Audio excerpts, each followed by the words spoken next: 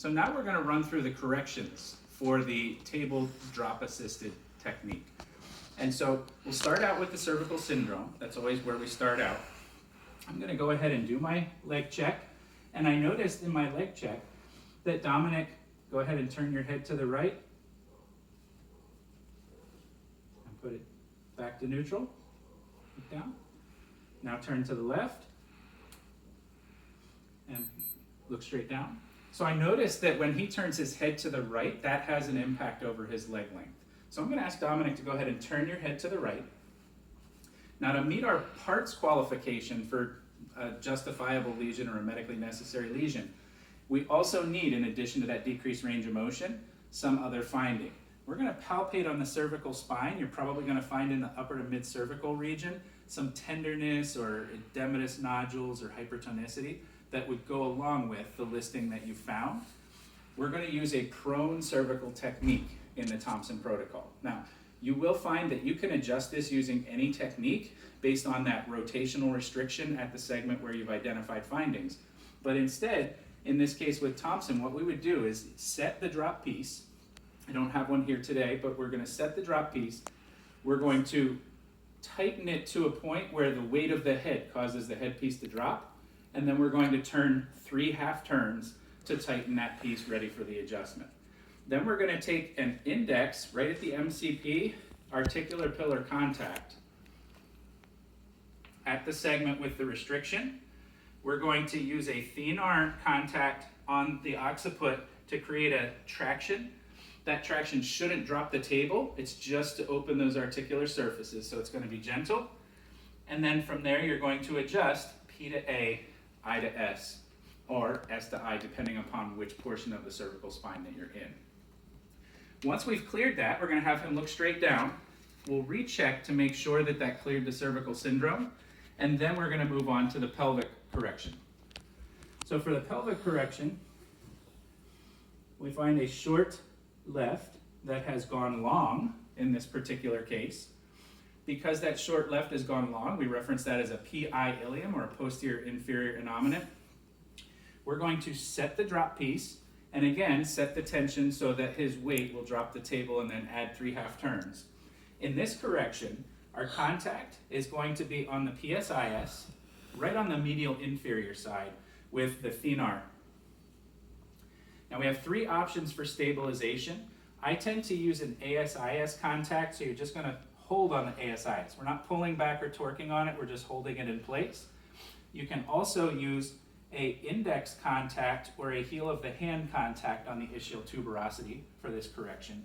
And then from there, you're going to adjust P to A, I to S, and then that medial contact on the medial side of the PSIS is going to help to get that medial to lateral correction to be able to open and gap the articulation for you. This is the one drop technique that you will use 3 times. So you'll adjust that 3 times with the drop piece in order to achieve the correction there. And realistically, that just comes from statistically, that's how much it takes to get through this particular joint.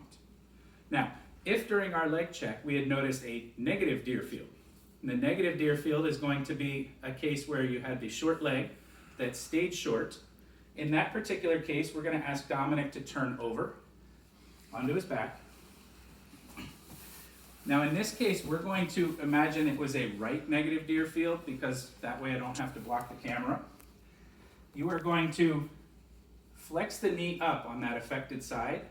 You're going to set the drop piece, and then you're going to take a digital MCP contact right on the ischial tuberosity. So you're going to come in here and contact the ischial tuberosity. Now for a line of drive here, we're really looking for an I to S correction, not a big time A to P correction. And so the A to P comes from the fact that he is supine, but we're going to use the I to S. So I want you to get your elbow really low to create this correction. Our other hand is going to go thenar contact on the ASIS.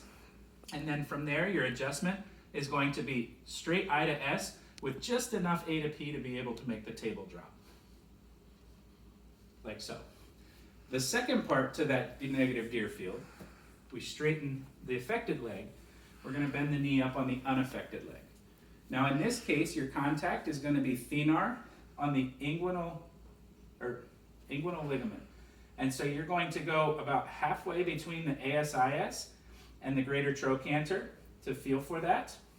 You're going to take your thenar on there, and when you adjust, you're going to adjust in a way that goes what we call up the articulation.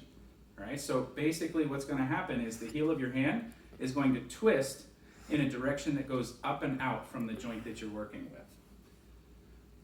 You get your contact there. Your opposite hand is going to go on the knee that is up. You're using that to drop the table, and as the table drops, you're going to go ahead and thrust with a slight A to P and a torque up the articulation.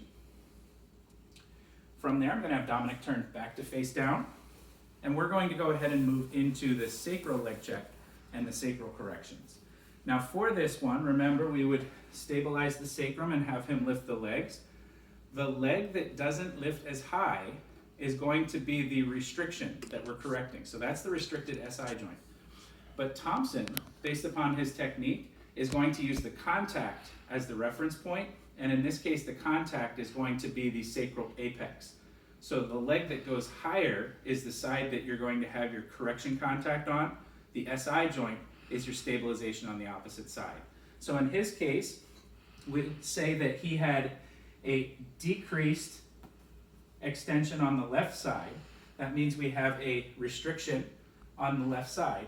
We're going to stabilize on that PSIS. We're going to ask him to cross that low lifting side over the other. You're going to use a pisiform or hypothenar contact, basically running across the belt line at the SI joint or at the PSIS. And then your other contact is going to use that same pisiform or hypothenar on the sacral apex. And it's going to go opposite direction. So you will have set your drop piece to the appropriate tension, and then you're going to adjust in a crosswise pattern in a way that creates a rotation of the sacrum. All right, so think of that sacrum rotating from left to right or right to left as we work on this correction. That's going to be your drop table corrections that we're using this semester. I hope this was helpful. Thank you.